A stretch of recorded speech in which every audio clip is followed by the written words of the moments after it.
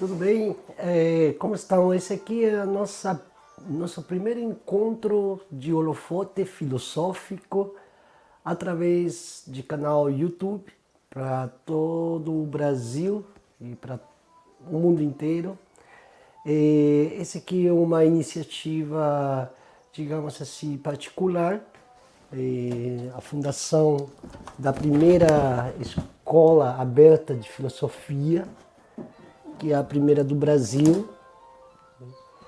É uma escola aberta porque ela, justamente a caixinha aberta, inclusive, né, a caixa aberta, ela significa a entrada e saída de todas as ideias, de todos os pensamentos, de todas as correntes filosóficas.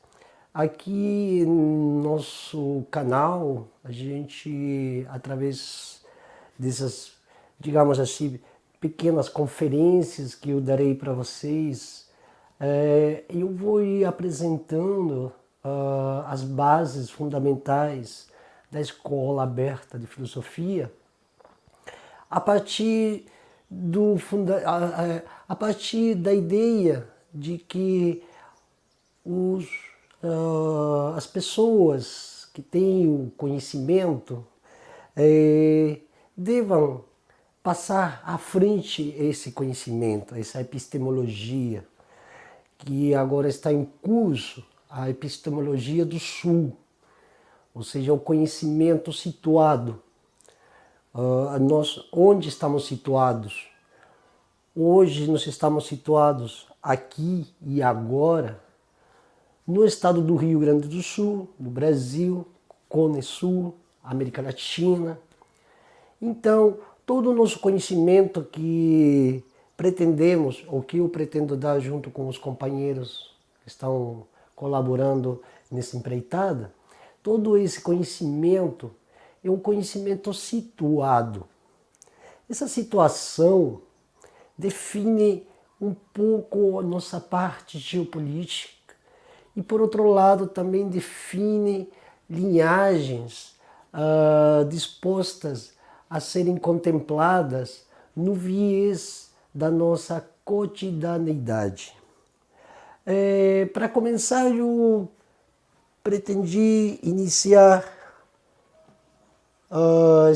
digamos assim, esses vídeos por YouTube com um tema bastante interessante, um tema que às vezes nem é muito falado ou comentado, e menos ainda estudado nas redes sociais, como é a questão da cosmologia, da cosmogonia, que vamos fazer um pequeno acerto no esse, né, para que fique mais legível, né?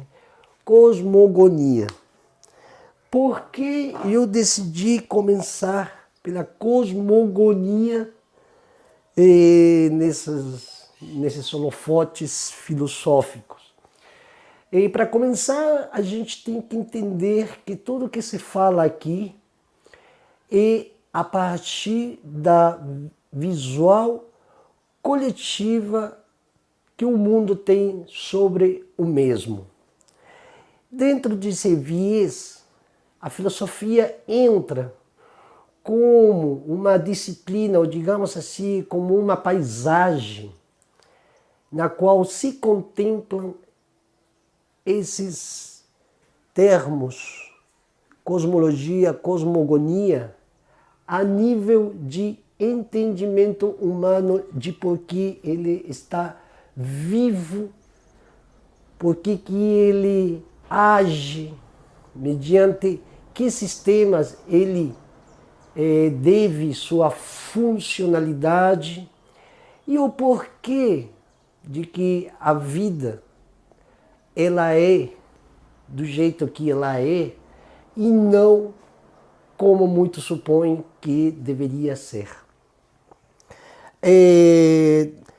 Para isso eu tenho me baseado em bastantes estudos, inclusive tem um livro muito bom que é sobre mitologia de Thomas Bulfinch, perdão. É um livro bastante interessante que eu tenho ido lendo pouco a pouco, Já começa com a questão do caos, da ordem, do cosmos, no través da mitologia grega, no que supõe Pandora e Prometeu como os primeiros a abrirem essa caixinha, nessa caixa de surpresas, a famosa caixa de Pandora, que na verdade por aí se comenta que foi uma jarra, né? Mas até agora a caixa de Pandora representa justamente a abertura dela, onde somente fica a esperança dentro, né? E cosmos é um termo que tem várias implicâncias. Primeiramente, o cosmos como uma visão de mundo, uma questão de origem. As pessoas sempre procuram as origens, já seja de tal ou qual coisa, qual que é a origem da razão, qual que é a origem da violência nos seres humanos, qual que é a origem da moral, da ética, da lógica, a genealogia da totalidade do conhecimento, de onde provém, inclusive a própria episteme, de onde que vem, qual que foi o que gerou tudo aquilo, né? Que houve antes e porque é agora. Então o cosmos, dentro da filosofia, ela tem essas implicâncias através de valores.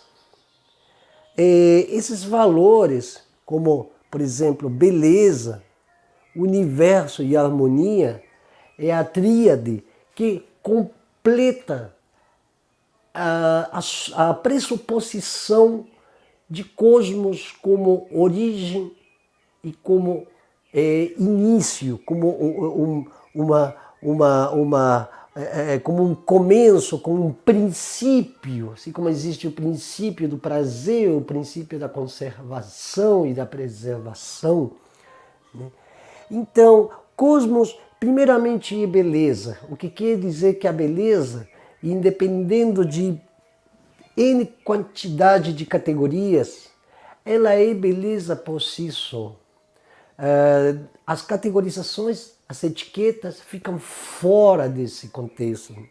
Já que é belo, ele é o universal, ele é o universo que a gente vê através de uma janela. Eu estou vendo, eu tenho uma janela aqui em casa e eu tenho um panorama amplo do que está acontecendo ali fora, árvores, poste de luz, céus, pássaros, nuvens, pessoas, né?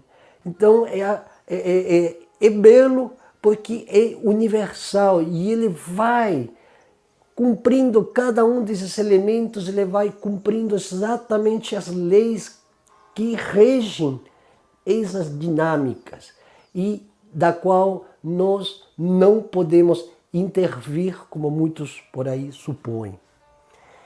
Já que o universal ele é harmônico, ou seja, o pássaro voa, a árvore se mexe, o vento vem e tudo tem uma harmonia, tudo vai sendo do jeito que o cosmos é. O cosmos vem por uma razão de caos e ordem. Caos como abismo. Aqui eu quero deixar bem claro que essas terminologias, esses conceitos, esses adjetivos, né, não tinham o mesmo significado na época dos gregos e menos muito antes, digamos assim, os povos mais antigos, como os sumérios, os mesopotâmicos, os egípcios, os chineses, não tinham os mesmos conceitos como nós hoje utilizamos essas palavras. O caos é abismo, mas não é um abismo, um vácuo perdido, onde a gente vai se jogar e não existe nada. O abismo é algo. O abismo inclusive, é o abismo que constrói a beleza, o universo e a harmonia. E a ordem é o conceito de estrutura, são os postulados que dão base dá um conceito basal nas questões ligadas à cosmologia e à cosmogonia. Isso durante um tempo foi claramente entendido pelos povos mais antigos, inclusive pelos povos mesoamericanos como um todo, desde o Alasca até a Patagônia, os povos que viviam muito antes de nós, inclusive muito antes da chegada do homem europeu, eles também tinham essas noções básicas do universo, do espaço imenso, e os postulados começam a ser construídos através de uma estrutura. Então toda cosmogonia possui uma estrutura, uma cristalização que, se bem ele motiva certas definições que giram em torno de religião, mito, lenda. No entanto, esses aqui são os complementos que criam a estrutura linear por onde vai passar toda a crença humana no que logo mais chamamos de physis, que isso é uma palavra que no nosso próximo encontro por YouTube a gente vai explicar melhor, porque aqui está a base da base, por dizer, o fundamento do fundamento de toda dessas implicâncias, né? No sentido histórico, todo o sistema aristotélico ptolomaico ou ptolomeico também foi criando-se através dessas implicâncias. Por exemplo, para o ambiente da época, nós considerávamos que estávamos pisando um terreno sublunar, ou seja, nós estamos condicionados ao fluxo do devir. E o que se supunha supralunar são aquelas coisas que são incorruptíveis. Por que incorruptíveis? Porque não havia possibilidade de que a mão humana fosse mexer nas questões, digamos assim, astronômicas, que com Copérnico começa a ficar um pouco mais lúcido, um pouco mais clarificada todas essas questões, e que, portanto, aí também nascem os cálculos astronômicos através da cosmogonia. Ou seja, o homem, antigamente, ele tinha muitas sabedorias que foram se perdendo através do tempo, muito antes do que nós conhecemos hoje como razão instrumental. O Logos aparece primeiramente como uma funcionalidade positiva para poder dar força emérita às implicâncias do cosmos, do caos e da ordem. O Logos nasce porque ele determina a totalidade do saber, revelando-se uma necessariedade, atenção com essa palavra necessariedade, ante uma eventual totalização do próprio saber.